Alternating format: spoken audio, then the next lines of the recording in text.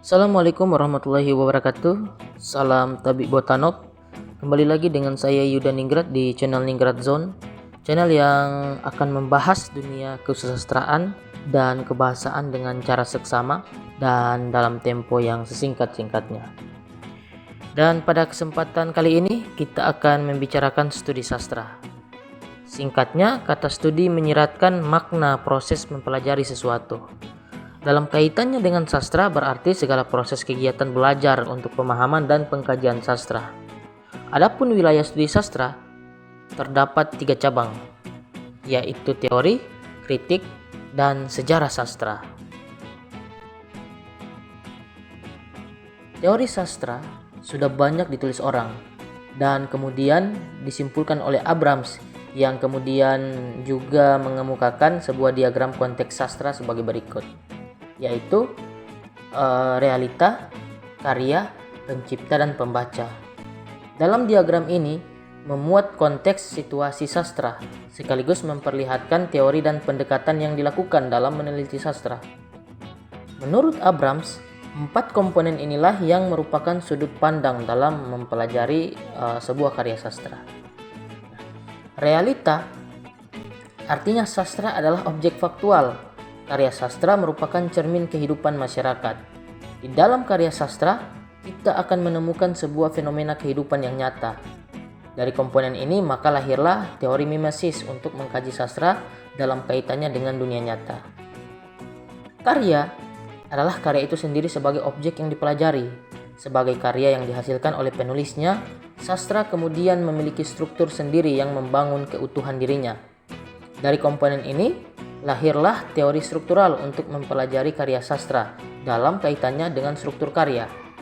Pencipta artinya sebagai seorang pengarang yang menghasilkan karya sastra. Ia berangkat dari berbagai ide, pemikiran, perasaan, pandangan, serta hal lain yang menyebabkan ia akhirnya menulis sebuah karya sastra. Maka lahirlah teori ekspresif untuk mempelajari karya sastra dari segi pengarang karya sastra tersebut. Kemudian pembaca adalah penikmat karya sastra. Pengarang menulis karya sastra tentu untuk dibaca dan dinikmati oleh orang lain. Maka muncullah teori pragmatik sebagai teori untuk mempelajari sastra dari aspek pembaca sebagai penikmat karya. Nah, dalam hal ini Abrams telah berhasil meletakkan kerangka dasar teori sastra. Keempat pendekatan ini merupakan dasar dari berbagai pendekatan lainnya yang berkembang hingga sekarang ini. Sama seperti Abrams, adapun Selden juga mengklasifikasi teori sastra sebagai berikut, yakni konteks, pengirim, pesan, dan pendengar. Kurang lebih apa yang digambarkan oleh Selden dan Abrams ini mirip.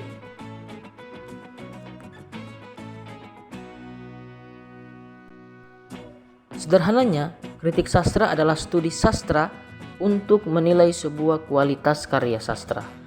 Nah, pertimbangan sebuah karya baik atau buruk. Jika baik berarti karya sastra memiliki sebuah keunggulan, dan jika buruk tentunya berarti memiliki sebuah kekurangan. Seorang pengkritik sastra haruslah sudah membaca sebuah karya, serta bukan orang yang sembarangan.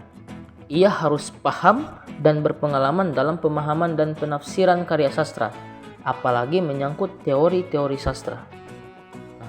Pengkritik sastra disebut sebagai kritikus, atau dalam beberapa istilah bahkan disebut sebagai hakim sastra, karena merujuk kepada pengertian kritik sebagai usaha penghakiman terhadap karya sastra.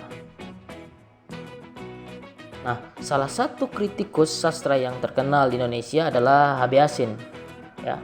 Nah, dengan adanya kritik sastra, penulis karya sastra dapat mengembangkan dirinya sekaligus menyempurnakan kualitas karya sastranya. Berkaitan dengan sejarah sastra, sejarah sastra sendiri merupakan studi sastra yang mempelajari asal-usul dan atau seluk-beluk sastra. Sejarah sastra akan mempelajari perkembangan sastra dari waktu ke waktu.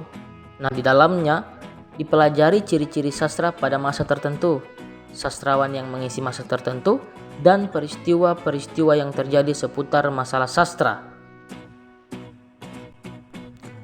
Ketiga cabang studi sastra ini saling berkaitan antara yang satu dengan yang lain. Misalnya, antara sejarah sastra dan kritik sastra, tentunya dalam menyusun sejarah sastra, pasti kita butuh bahan-bahan pilihan sebagai data sejarah dan bahannya adalah karya.